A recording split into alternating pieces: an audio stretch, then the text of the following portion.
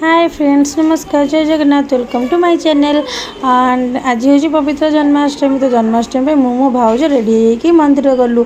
तो देखूँ ये मंदिर आसिक पहुँची जाइलु। मंदिर समस्त आसिक अलरेडी पहुँच जाइए।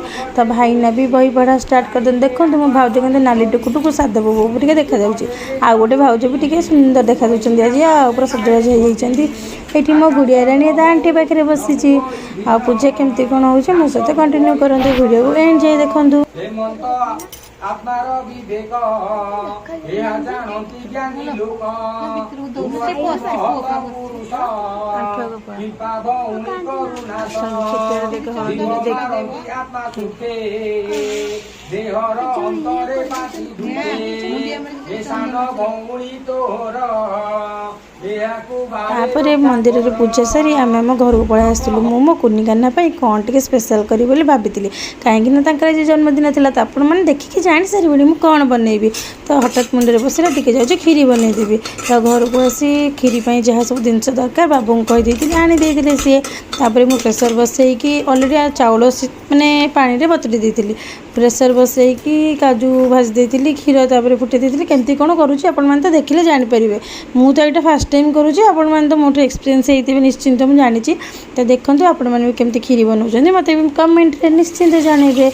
मो सहित वीडियो कंटिन्यू करूँ।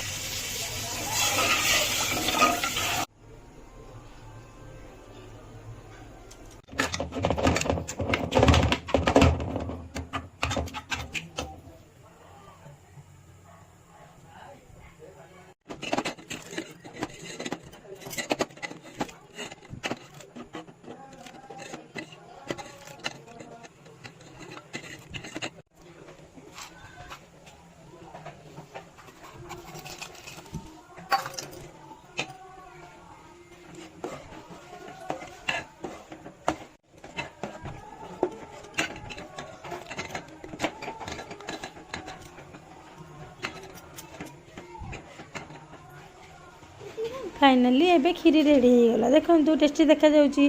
तो सांग मैंने मु फास्ट टाइम बनई मो काना को तो निश्चिंत भल लगे। आउ का भल लगू कि न लगू एबे खीरी मु रेडी करके बाउल काढ़ी नहीं आई पूजा करने। देखो मो काना केमी सजबाज होगी बसचंती।